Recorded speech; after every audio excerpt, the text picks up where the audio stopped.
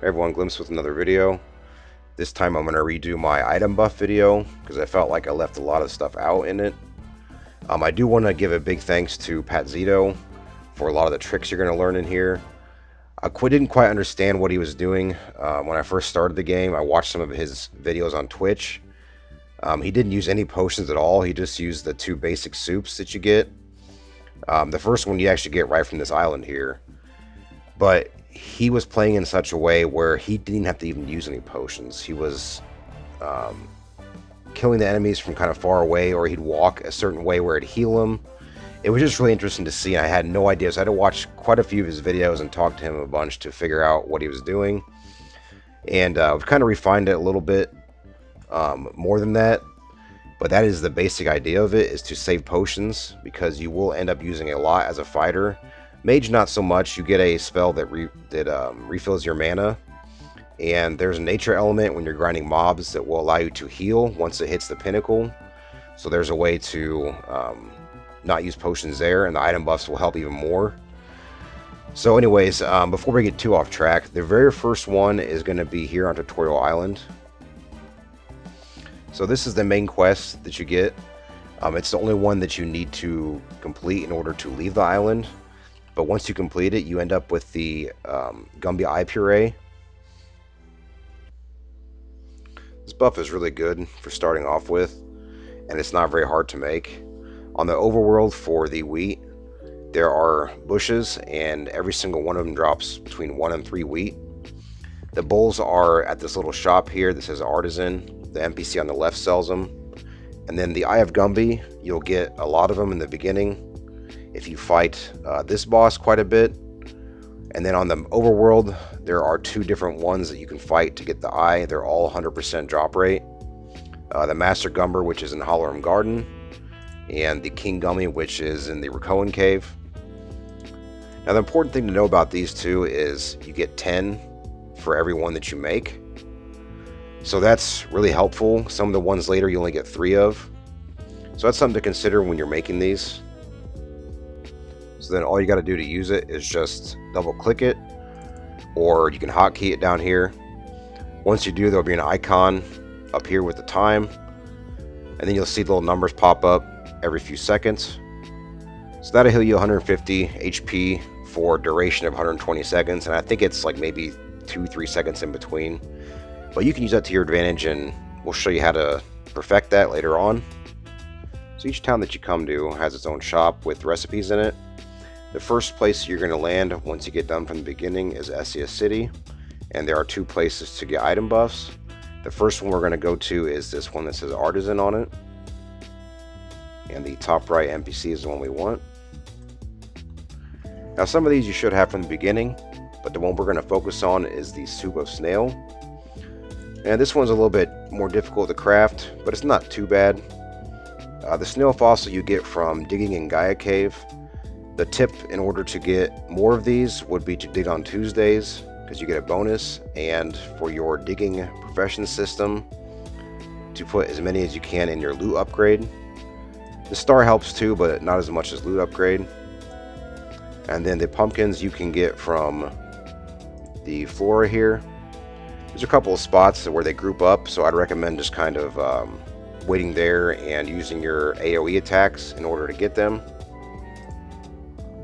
You can also farm them from King Gummy, which if you're farming him for star or his helmet, you'll get quite a bit of these. They drop pretty often. So the other soup here is the mushroom soup, and I don't personally get it because it is in conflict with my soup of snail farming. They both require pumpkin. However, for the level, it's very good, and it's not that hard to get. This one, however, you do not get 10, you only get 3. I'm not sure why that is. So the last item in here is the Gumro Potion. It's decent for the crafting process, but you have a better one already. However, for around the medium level, you'll start running into the Tricos for the Golden Warrior quest, and they will drop them naturally. And if you're going to farm sap and Trico Leaf anyways, this is a nice way to save on potions and save on using the Gumby Eye Puree. So our second location is at the very north of Essia City, and that is the governor's house right here. So if we take a left and go up the stairs, or right, doesn't matter. There's a middle room right here. And these two chefs both have recipes. Alright, so starting us off are the cakes, and there are some terrible ones and some great ones. Luckily, they're in that order. The first three are terrible for what we need to do. So let's look at this bad rate we get for chocolate cake. It only heals us 20 HP every few seconds for a duration of 30 seconds. I will say when the numbers are smaller, it's a lot quicker in between the heals. But for this one, we need to craft chocolate and we need to craft bread in order to make the chocolate cake. So not a good rate when you have to craft two things in order to make one. The same goes with the Essia flour cake. We need to craft Essia flours from this in order to make the Essia flour. And segueing into that, there are 3 defensive cakes. And why these two are terrible, you'll notice that there's a defense of 7 and defense of 5 for 90 seconds and 60 seconds. But if you go right over here, we have a defense of 8 for 120 seconds. What does it take to make that? Cherries and bread, that's it. And you can get this from the same spot. So right outside of Goldham, there are bushes that will drop cherries and wheat. So all you literally need to do is just hit 1 or 2 bushes and you can make a better cake. Why it's like that? Not sure. I think you could just maybe change these cakes to something else. So that's our terrible cakes. We'll go to our good ones. So I'll talk about these two first. The next two are kind of more specific. Since we already have our HP buff on our MP buff, we need some decent magic defense and decent regular defense. So luckily for us, there are 2 good cakes in here. We talked about this kind of with the last one, but it's just cherries and bread. This is just bananas and bread. And you get the bananas from palm trees, which you're going to have to cut anyways for certain quests. So this is a good add to your arsenal of buffs. So these last 2 are specified use because this is a terrible rate for what we get. But the usefulness comes in the profession system and specifically mining and tree cutting. So each one of these, if you swing at a rock or a tree, they use a specific amount of mana, which eventually will use your potions up. We don't want that, so this will allow us to get some of that mana back without having to use so many potions. The blue pears you should be getting anyways from cutting down dark trees, and if you put a fruitful bonus in there, you'll get more of them. So be wary of that. This one, it comes from later on. The Bufano trunk is level 50, so you won't have to even worry about cutting one of those down until you're much higher level. This just gives us a bonus in our max MP, which is actually higher than the Moly, but it doesn't last as long. So to the left of her is Gaston. He has the best item buffs in the game. First 2 we're going to talk about are the Empanadas and the Neapolitan. This is the equivalent of the puree and the soup of snail, but these are better. 200 versus 150, and these last longer for 180 seconds. Pretty simple to get the recipe. You need the equivalent of 300 wheat, and then 100 Goonie egg, which drops from this enemy right here. Once you have those, bring up your recipe sheet. They're on the second page. These are nice because they share some of the same items, the bear meat and Goonie egg specifically. And the cherries and the wheat you're already going to be farming anyways for some of the bread we mentioned, or I mean the cake we mentioned earlier. The next 2 are the damage and magic damage buffs. I'm not going to even try to say the names because I know I'll mess them up. But they are 20 each for 240 seconds. 100 avocado here. If you pull up your map and go left from Golem and down 1, there's a map called High Tide. These are the fruit that drop from the trees there. The swordfish you need to fish around Golem in order to get. And there's an island on the Oni Island that you can fish them as well there. So once you have these, pull up your crafting menu again on the second page. These are all on the same line. So avocado here and trico sap, again, eggs to craft these. This one's a little farther off, but it is doable. So in the Rakoan Cave, and I omitted this last time because I thought it was a lot harder to get these, but you get these in the same place essentially. So when you're farming King Gummy, right next to him is a Necro Bear that drops the Kabbalah fish. So if you're right next to him, you will get a lot of these. The only thing you got to go out of your way for is the Kroby pincer, but it's not too bad. They drop pretty often. And you're getting 3 again, you're not just like crafting 1, so it's not as bad as I thought the first time around. So these last ones are not necessary, but I like them for Anubis. Having as much HP and MP as possible against him is really helpful. Not too hard to get these either. 100 bear meat for this one, and 100 old seeds from this one from the Necro Bear. Pull up our little crafting thing here again.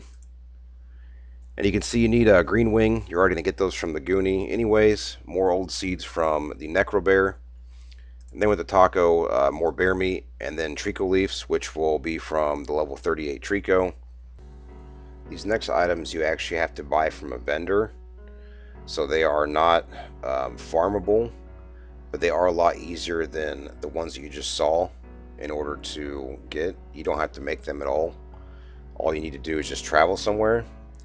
So in order to get to that somewhere, you go left from Essia to a map called Trico's House. There is a little building at the very bottom. Go in there.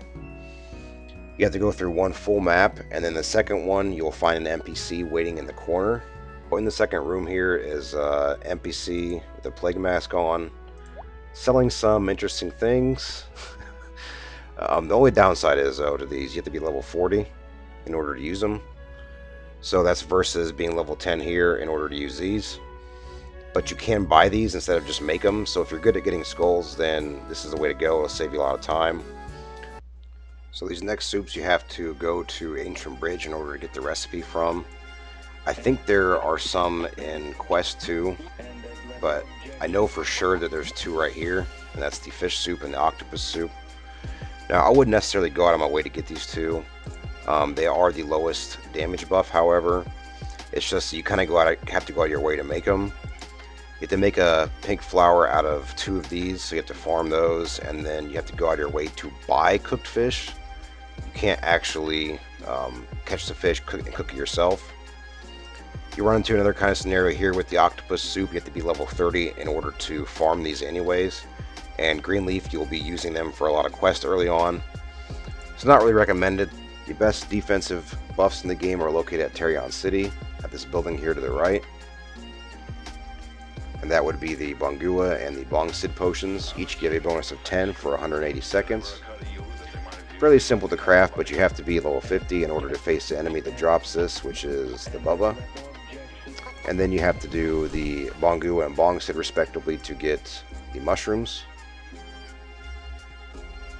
This soup, I'm not sure where I actually got the recipe from, but it's really nothing to write home about. Damage plus 4, not a big deal, easy to craft if you can find it. The elixir, the only thing I've really found it useful for is mining and tree cutting to move in between stuff faster. I don't actually craft it with any of this stuff. I just get it when I'm farming Bubba for long cactus. So if you're picking them up anyways, you'll normally get quite a bit of them. So it's just nice to speed up the process. So there are event item buffs, and I would recommend getting them if you can while the event is going on. This one was for an anniversary event, and the enemies dropped them pretty often. That'll save you from buying some of the things. Most events have some kind of item buff. So once you've already got all the cosmetics and the items from the event, it's nice to pick these up. The Christmas cookie here is an insane one. The critical damage plus 100. I tried to get as many as I could during the event. So putting all this into practice, what we're going to use the event cookie here, which gives us a 15 damage bonus. We're also going to be using the puree and the soup of snail and our dodge ability. But essentially what all this boils down to is saving potions when you get surrounded and when you're fighting enemies. Normally you would spam potions in order to stay alive. It does get kind of scary when you get to these higher levels, but if you get used to the way that the potions heal you and the kind of the timing of the battle, it'll be a lot easier for you. You won't nearly have to spam as many potions, and you won't die nearly as often. I do have quite a high defense and magic defense on my gear. So if you get some magic defense and defensive potions from earlier, those help as well. But as you can see here, I didn't have to use too many health. It really helps on the mana a lot, so you don't have to worry about refilling those. You can just pay attention to the spells that you're casting, which will be really important for these levels. So yeah, not too bad. Just kind of practice that on some lower level enemies if you need to, and once you get used to it, you'll be saving a lot of money in the future.